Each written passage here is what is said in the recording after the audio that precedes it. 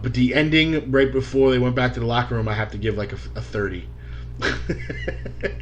Detective Dan Barry clotheslining Kirk at home plate. and down goes Brandon Kirk, laying in the dirt for about 10 minutes. That was pretty funny. So we go to number 9, the main event. The main event of the evening. And it was Team New Jersey. It was the Garden State Guards, Corvus and Quest, teaming up with Arcadia and Kyle the Beast. And they took on Team New York, Scumbag Nation, that's Riley and Black, TJ Marconi and Blake Morris, with Brooke Danielle in their corner.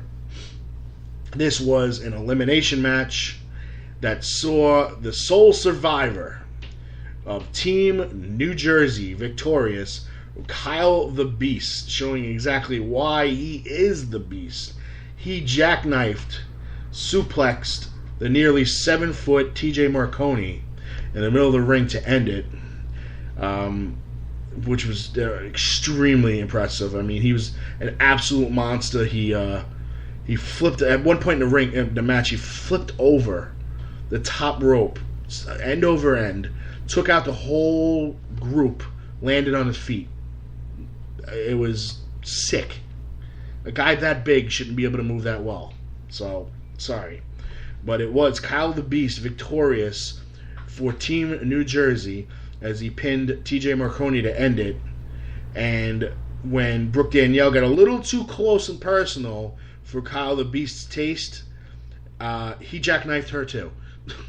So, everybody got a little taste of Kyle the Beast, but it was the team of Corvus, Quest, Arcadia, and Kyle the Beast victorious over the team of Rude Boy Riley, Logan Black, TJ Marconi, and Blake Morris, and of course their manager Brooke Danielle, who was carried out of the ring and placed on the table and fanned until she came to. I don't think she knew what hit her.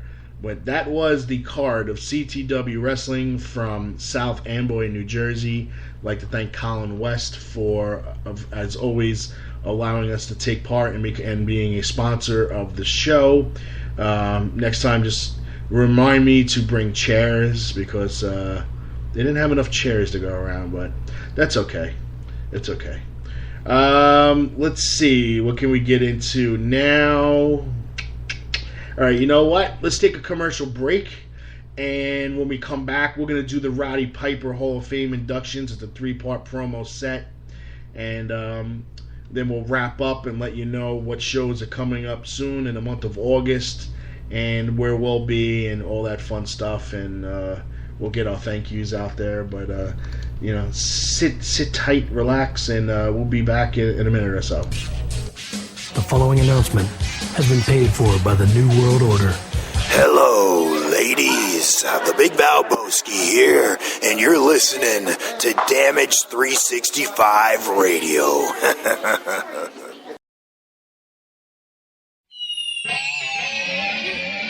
Coming down.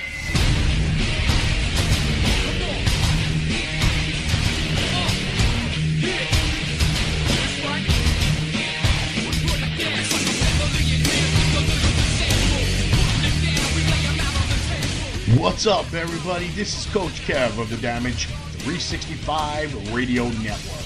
I want to talk to you about one of our sponsors, the Funkenstein Wrestling Superstore. That's right, you heard it. They're in Englishtown Flea Market in the Green Building, booth number 35. They have everything for your wrestling collectible needs. Check them out. They got figures, DVDs, cards, t-shirts, and even tickets to local independent wrestling circuits.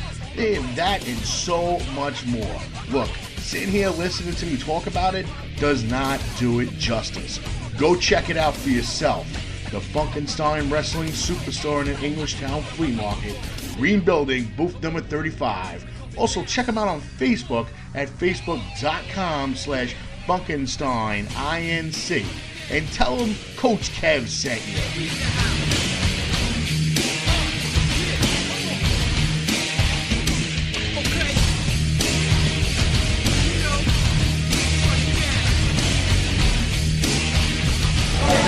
This is the hardcore icon, Just Incredible, and you're listening to Damage 365 Radio. Now that's not just the coolest, that's not just the best.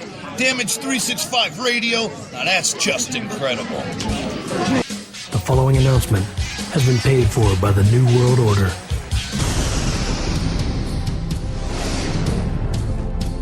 Roddy Piper's first professional match came at the tender age of 15, and it wasn't pretty. Larry the Axe Hennig demolished the rookie in a mere 10 seconds. But the thrill of stepping into the ring with a legend and walking away with a whole $25 had Piper hooked. In the late 1970s, Piper made a name for himself in the NWA. Then upon entering the WWE in 1984, Hot Rod exploded onto the national scene. I was Rowdy before Rowdy was cool. Rowdy Roddy Piper was arguably the most obnoxious and the most irritating superstar in the history of the WWE. He was also one of the most entertaining. We don't want to cause you guys any trouble because we know how intelligent you are. In the 1980s, Piper's legendary battles with Hulk Hogan were unprecedented. The Rowdy one was the fuel that fired up Hogan's Hulkamaniacs. And it was Piper and Hogan who filled Madison Square Garden at the very first WrestleMania. 23,000 strong, not a one of them in their seats. The Rowdy one operated only at full volume, especially in his revolutionary interview segment, The Incomparable Piper's Pit. Yo, Mr. Cameraman, come on over here. You're a very ugly person. I understand big body, little tiny weeny brain.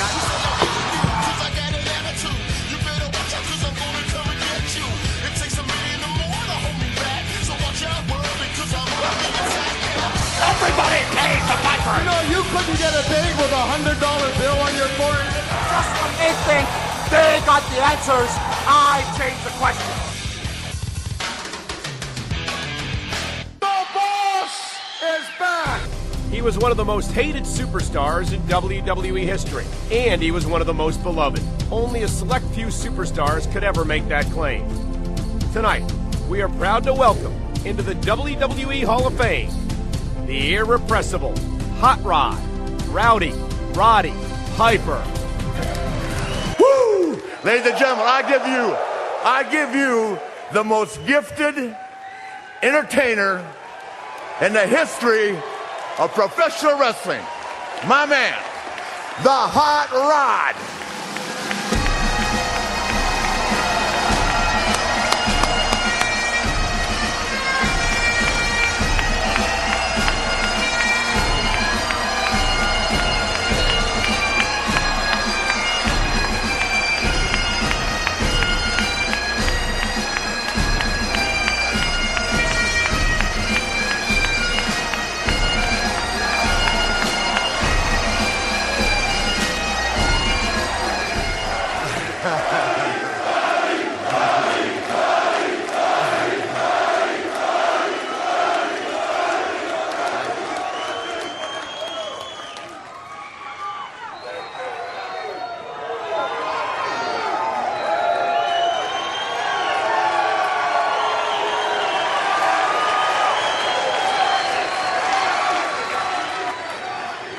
Well, I was married for 22 years. After spending some time with the best wrestler in the entire world, Ric Flair, I spent the next 2 years in close quarters with Dr. Ruth Westheimer and Betty Ford.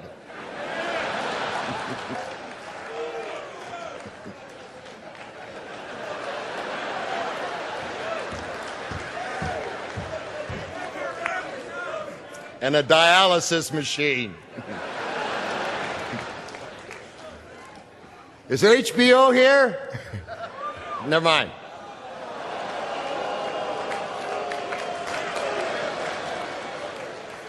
They just let me back into Denny's. I like the patty melt.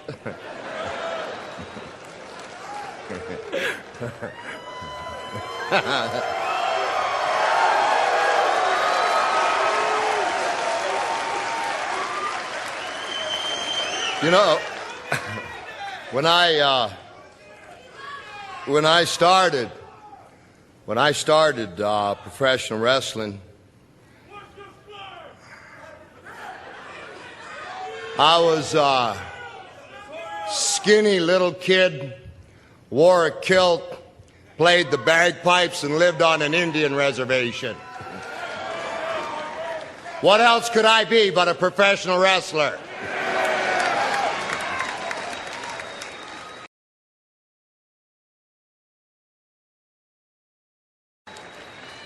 I heard and saw the picture of myself when I was 15, and in the immortal words of Don Morocco, Conan the Barbarian, I wasn't.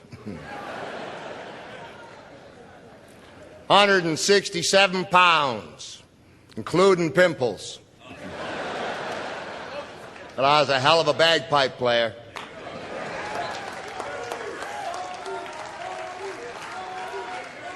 The first match, as they said, was my first world record, the shortest match in the history of the Winnipeg Arena. 10 seconds. But that night, it wasn't the $25 Canadian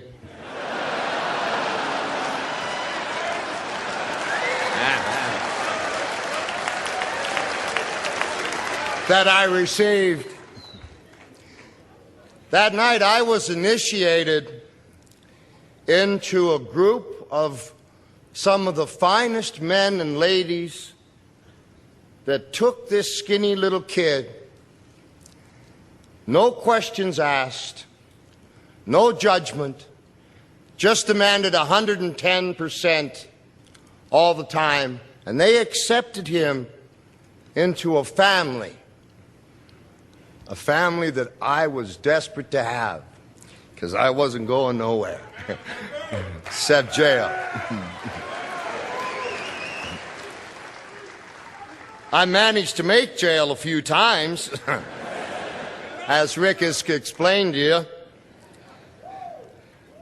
To be here in the Hall of Fame, it's movie star, Sylvester Stallone. I mean, Sylvester Stallone and I have things in common, you know. And some we don't. He can act.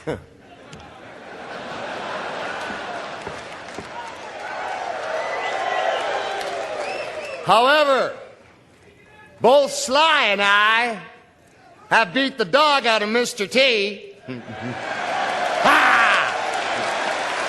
And we've done been in the ring with Thunderlips, a.k.a. Hulk Hogan, a.k.a. Hollywood Hogan, a.k.a. Sybil Hogan. And I got to admit, I was jealous of Hogan.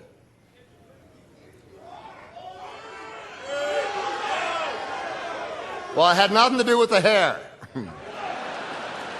However, I would listen to him because I would train just as hard. And he would hang and bang, and I would listen to his interviews, and he would say your prayers and take your vitamins. And folks, I took some serious vitamins.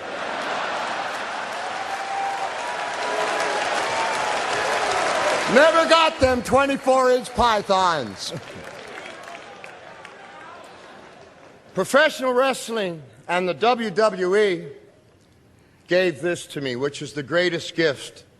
I'm so proud of these guys, man. They raised me. They see me at my worst, see me at my best. These are men here. What bothers me is I understood everything the Sheik said. But in 1985, with the WWE, they allowed me this, the greatest thing that has happened in my life. They gave me the notoriety and the financial whereabouts to have a family of my own. And in the audience tonight is my wife of 22 years, Kitty, my oldest